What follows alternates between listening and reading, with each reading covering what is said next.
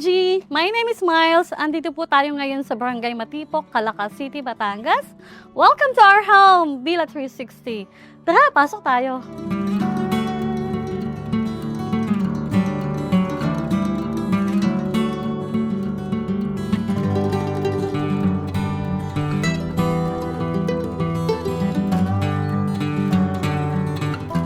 Sobrang proud. Actually, nagkaka-goosebump nga ako eh. Hindi ko talaga akalain na magkakaroon ako ng ganito kasi nga laki kami sa hirap. Nagsumikap talaga ako. Then habang nialagaan ko yung ibang bata while yung mga anak ko hindi ko maalagaan. So ang sakit isipin nun kaya talagang nag-work hard ako, nag-ipon ako para magkaroon ako ng ganitong bahay na alam ko na dream ko din to since nung bata ako.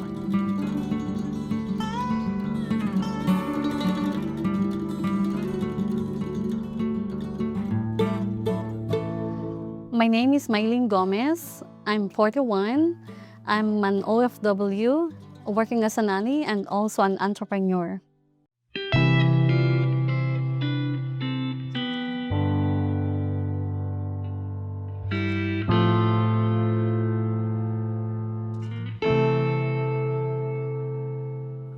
Ako po talaga ay born and raised dito sa Calaca.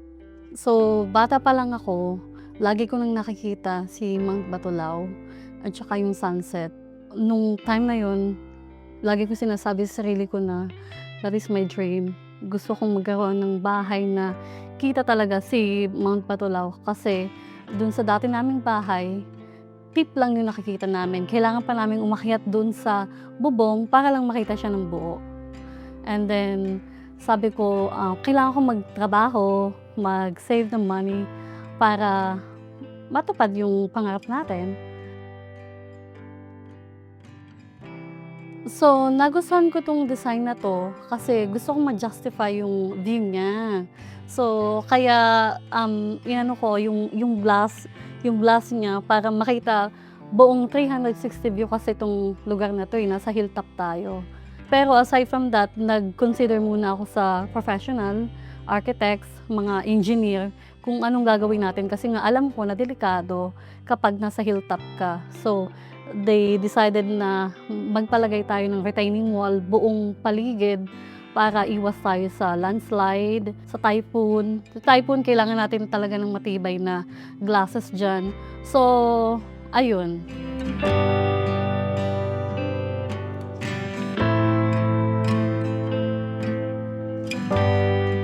Ito po ay para sa akin, modern luxury siya.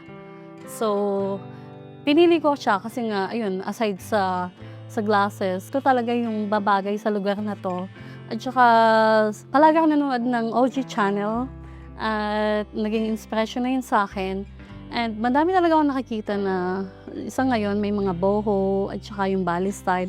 So, I want something different. Kaya, ganito yung pinagawa ko. At saka, while I'm working kasi as travel nanny, so nakarating kami sa madaming lugar din.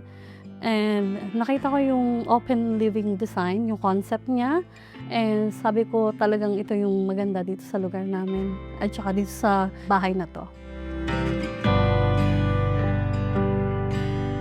Yung lot size ng property is 1,400 square meter. Tapos yung floor area is 270 including the deck and swimming pool.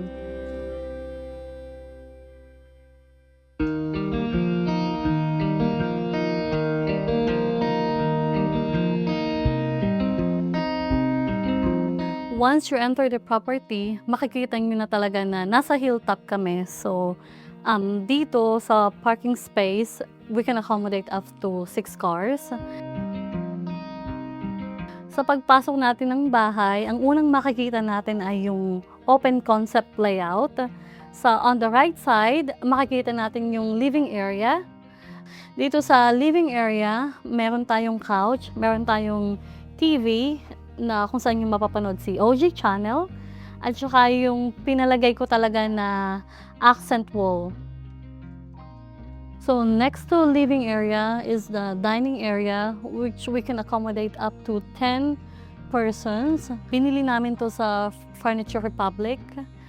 And like, gusto ko kasi yung style ng marble niya na nagko-complement siya dito sa bahay.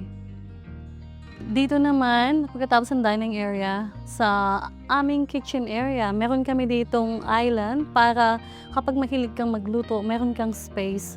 At this kitchen is fully functional.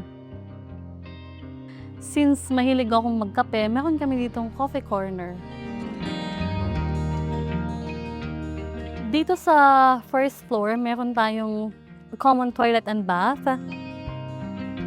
And next to it, we have a bedroom na senior-friendly.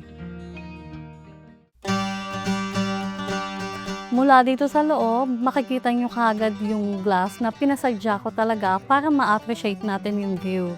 Mula dito, meron tayong access sa infinity pool na meron kaming kiddie pool at saka para din sa adult na may 5 feet yung deep niya. At sa kanan, makikita nyo yung pool deck namin. And this is the best spot to see the Mount Batulao. We added some features din na meron kaming bonfire, meron kaming swings for 2 at hammock bed, good for 8 person.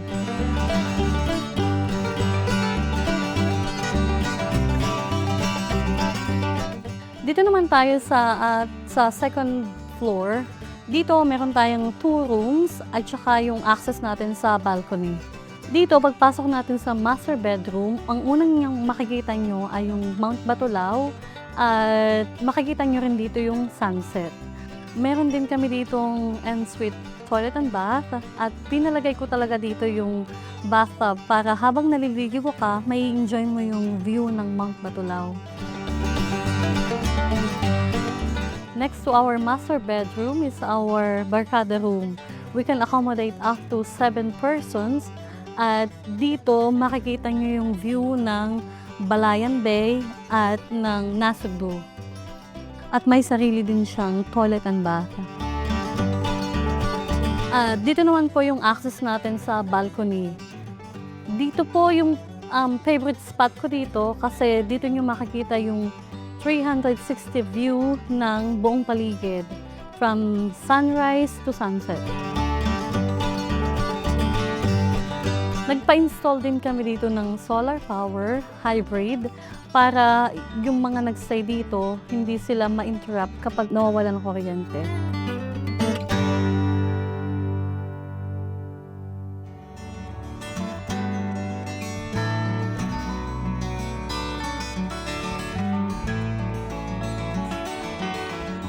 The unique about this property, I think it's the view. Dito kasi sa property na to, makikita mo sa umaga yung sunrise and then sunset naman sa hapon.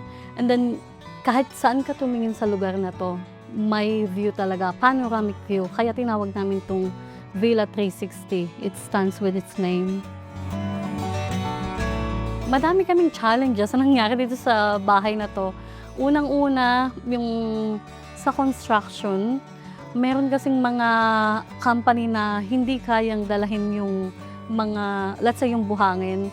So nakikita ko sila, yung mga contractor namin, binubuhat talaga from down the hill, paakyat yung mga buhangin sa sako.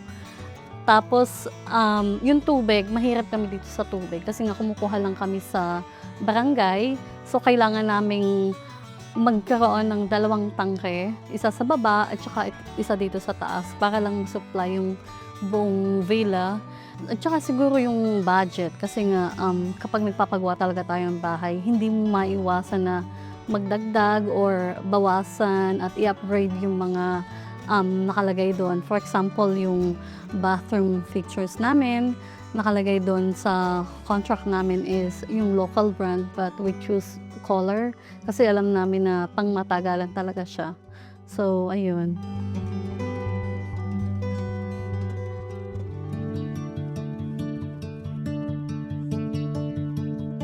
Siguro yung natutunan ko nung binuo na tong bahay na to na dream until your dreams come true. Kailangan mo talagang hindi ka lang basta magdi-dream, kailangan mong gawin siya. Kailangan mong mag-hard work for it. So, advice ko lang sa mga tao na kung pipili sila ng contractor, make sure na talagang legit yun. Na, kasi nangyari na yan, ang daming instances kasi na mga kaibigan ko na pumili sila ng contractor tapos na-scam lang sila. Ito kasing nangyari sa akin, nagpabid ako.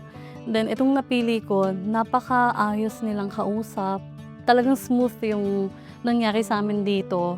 So, thank you so much G4 Builders sa pagkakagawa nitong bahay na to. And I'm so happy na dahil sa inyo, natupad yung dream ko. Thank you. Sa mga taong gustong i-build yung kanilang dream home, lalo na sa mga OFW, magtiwala lang tayo. Mag-work hard lang tayo kasi darating yung time para sa atin. Sa una, sa tingin natin na bakit yung iba nakakapagpagawa na kaagad, bakit ako hindi pa. Naramdaman ko din yan. Maging masaya tayo sa iba, sa tagumpay ng iba kasi darating yung time na tayo naman, yung dream natin mabubuo, yung dream natin is matutupad din. So, kailangan lang nating magkaroon ng faith.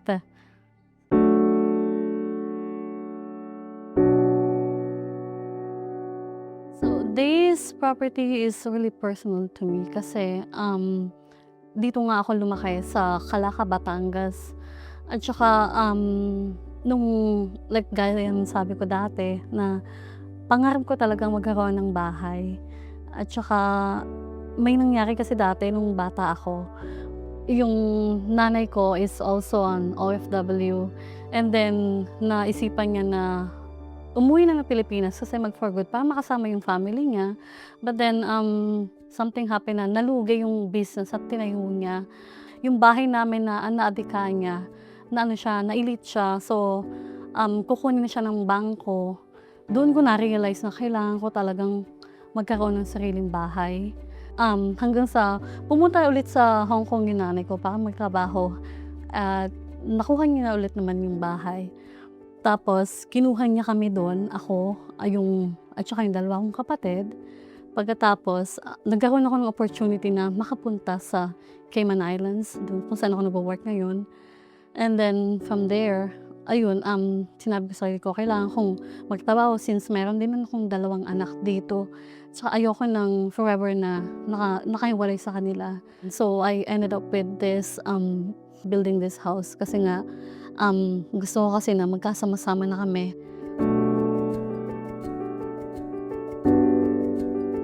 Yung nanay ko talaga yung naging inspiration ko dahil siya yung tumulong sa amin habang wala kaming buong pamilya. At kahit naman dito sa pagpapagawa ng bahay, siya yung hands-on dito at siya din nag-aalaga ng anak ko. So, sa nanay ko, maraming salamat sa lahat ng paghihirap nyo sa akin or sa amin. Kung hindi namin matutupad yung pangarap namin kung hindi dahil sa inyo. So, maraming salamat. Want to share your house and get featured? Email us at stories.onlygood@gmail.com and tell us about your interesting home story. For more videos like this, subscribe to OG and be part of the community.